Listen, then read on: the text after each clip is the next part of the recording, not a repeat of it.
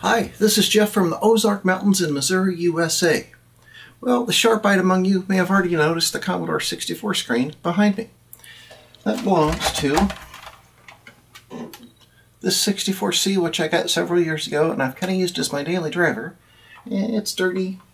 The keyboard wasn't working so well anymore, and I just kind of went through and tested the keys, and in particular, the return key is kind of iffy a lot of times, which makes using it rather difficult. So I thought we'd go through and give this a clean up today because there's another video coming up where I need to use this computer for something kind of exciting. So stay tuned, let's get busy. Here is a quick close-up of the keyboard. You can see how grungy that thing is. It's pretty gross. Then we'll take a look at the back side. And it's dirty and it's got some scuffs and everything on it, but nothing we can't clean up with a little elbow grease. Okay, this particular model uses torque screws. 3 of them right here. And there we go.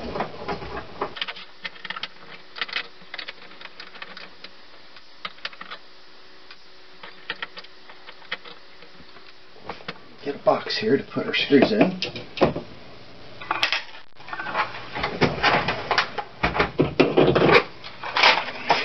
we'll flip this bad boy back over.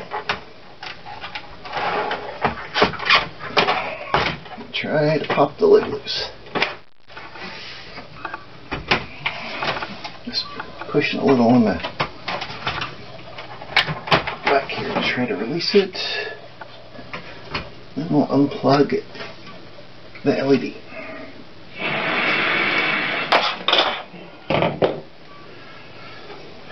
Now this is not in bad shape.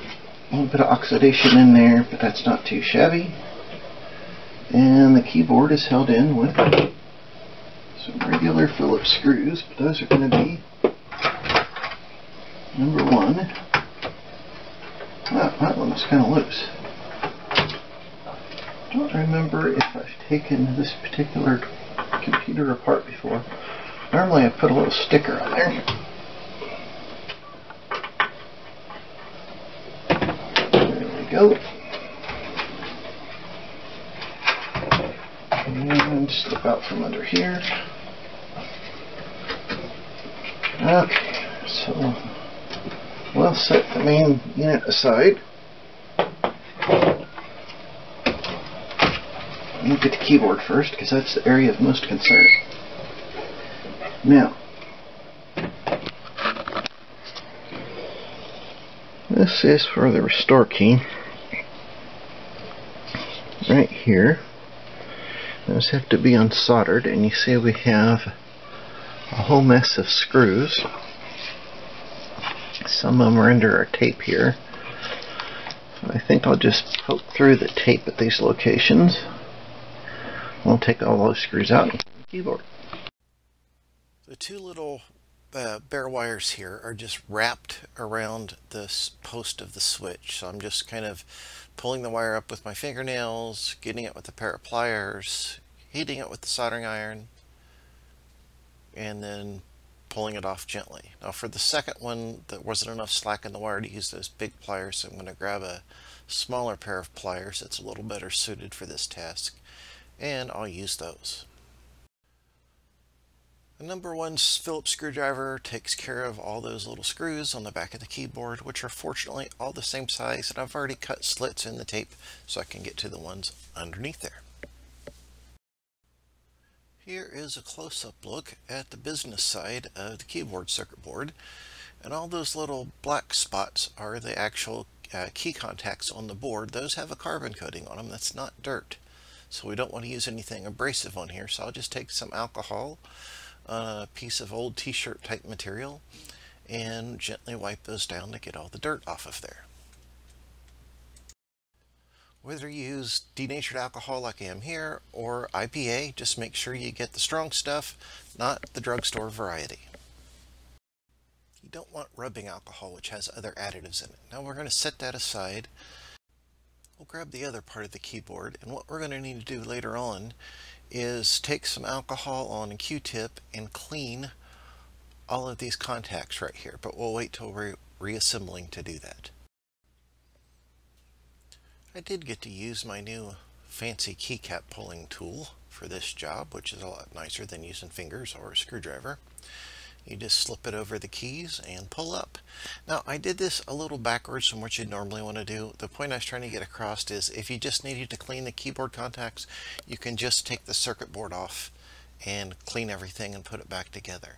It's probably easier to take the keycaps off before removing the circuit board, because as I'm pulling these, the key stems are going to fall down, which isn't ideal, but it still works. So what we see here are the catches for the space bar. Make sure the whole thing comes down uniformly.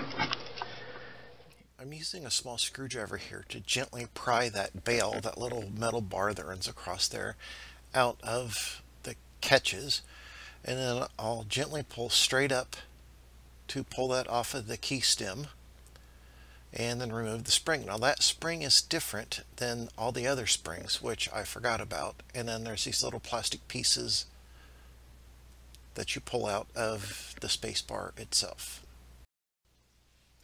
The key to any cleaning task is to use the right detergent. Here I'm using some dish soap and some hot water, and I'll put the keycaps in there and just let them soak for 15 or 20 minutes and then come back to it. This piece is grungy enough, it's going to go into the sink with the top and bottom covers, and I'll wash that with dish soap as well. After the keycaps have soaked in the soapy water for 15 or 20 minutes, I use an old toothbrush and gently scrub each one on all sides, including the bottom. Then after I'm all done, I'll take them to the sink and rinse them in hot water. It can take quite a while for the water to dry out of all the nooks and crannies, so if you have an air compressor where you can blow them out like I did, that certainly helps out a lot to encourage them to dry faster. You could also use something like a hairdryer on a low setting. Here I'm just unclipping the LED from the top of the case. It just snaps in there, so use a little screwdriver and very gently pry the ears apart by pulling the LED up, and it'll pop right out of there. Now we're going to strip the bottom of the case. The metal shield is also held in with Torx screws. I believe they were T10 or T15. So I'll take all those out. There's 3 along the front and 3 or 4 along the back. The 3 Torx screws along the front are the long ones. The other 4 along the back are shorter.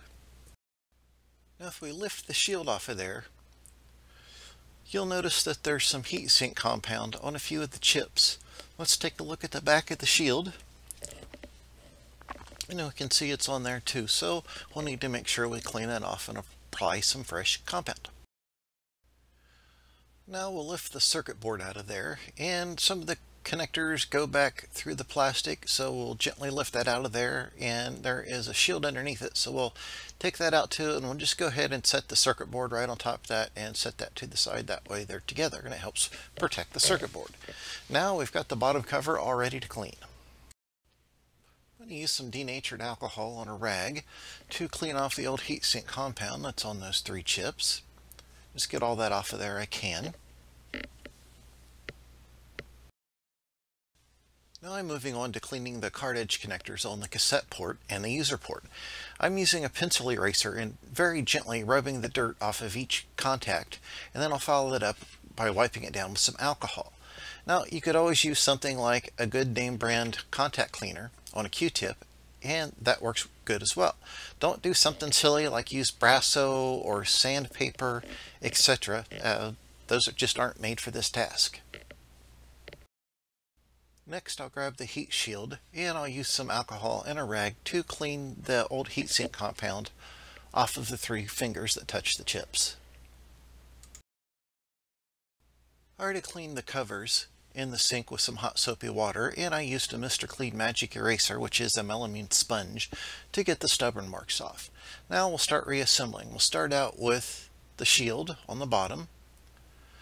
And we'll add in the circuit board. You have to kind of tip it to poke the connectors through the appropriate holes here. Make sure it's all lined up. And then we'll grab our metal shield and just do a test fit to make sure that all 3 fingers touch the chips nice and squarely. If you need to, you can bend those slightly so they make good contact. Now we'll just flip that over. We'll take some heatsink compound and we'll apply it sparingly. Heatsink compound is a decent thermal conductor. It's better than air, but it's not as good a direct contact. If you put a lot on there, it actually does a worse job. So we just want a little just so it covers the whole thing. And then we'll flip the shield back around and set it in place. So now we'll put the Torx screws back in the shield to hold it and the board down. Remember that the 4 shorter screws go in the back and the 3 longer screws go in the front. Again, I think this is a T10 or T15 Torx here. Now we need to pop the LED back in the top cover. It just snaps in there and the direction really doesn't matter. Here I'm using the top cover as kind of a fixture to hold the plastic keyboard frame, and I'm dropping each of the key stems in each hole. Now these only fit in one way, and it's kind of obvious which way that is, so it's not real difficult. I wouldn't recommend trying to use the cover as a fixture like this. It worked okay for most of the keys, but I wound up propping it up differently later anyhow. I switched to using some old coax strippers to hold the keyboard bracket up in place. And I'll take some denatured alcohol on a Q-tip and clean each of the contacts on the key stems. This isn't really difficult. It just takes a while. I found it was simpler going row by row. That way I didn't miss any of them. These little black rubber pieces are carbon filled. They're supposed to be black, so you don't want to scrub, you just want to get the dirt off. Now we'll take the clean circuit board and we'll put it down on the keyboard frame. This only fits one way, and there's some little plastic pegs that help align things. So we'll get it on there in the correct orientation and hold it in place and then start putting screws in. Now these don't need to be really super tight, so just snug them up good and that'll work. Don't forget that we need to solder those 2 little wires back onto their unstop key. Doing this is just the opposite of taking them off. You slip them down over the pins on the switch and solder them in place.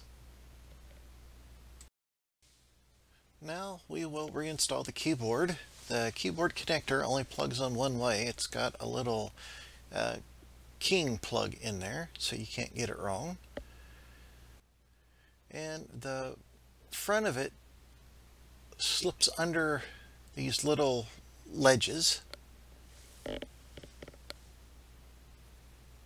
You got to get the cord back out of the way there. So the front of it slips under the ledges right here. And then there's 2 little machine screws that hold it in place in the back. Now we're getting around to reassembling the keycaps. I took a picture of the space bar and the whole keyboard layout to make it easier. You can see I'm looking at it on my phone there. And I got the positioning as far as the up and down of the space bar right, but I used the wrong spring.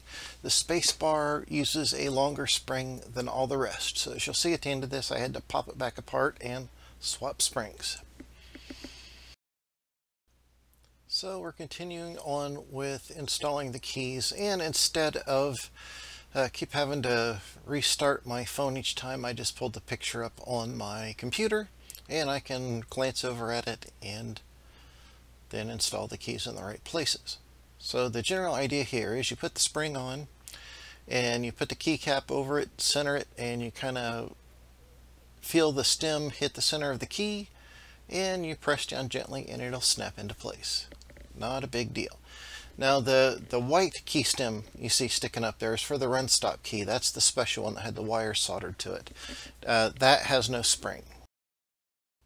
As I got to the end here, I realized that I used the wrong spring on the space bar, so I got all but one key done.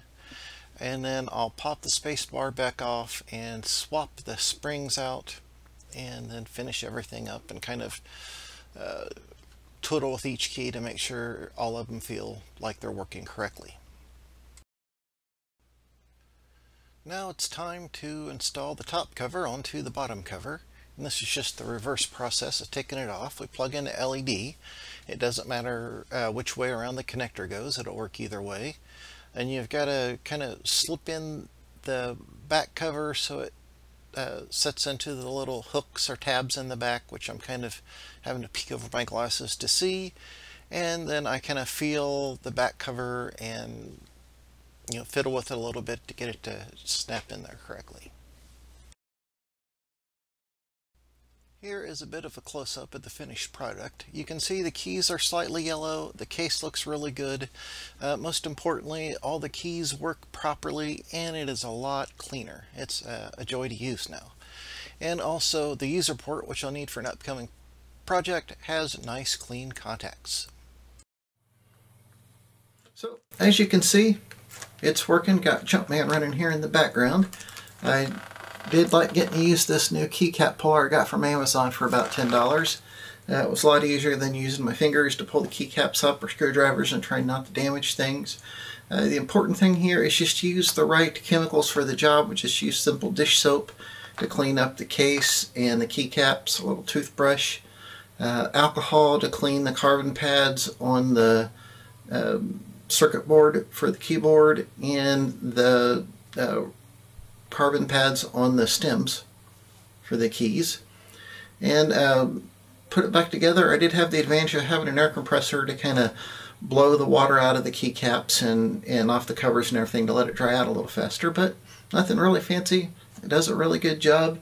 It's slightly yellow, very slightly if you look real close, but it's not worth trying to retrobite it. Just a few hours worth of time and some elbow grease brought it back to life, and I look forward to using it again. Now, I told you I cleaned this up for a specific purpose. There's an exciting project I'm working on, and I'll start filming that here in the next day or so. So in about another week, be looking for that. I think you'll find it rather interesting. Alright, see you later.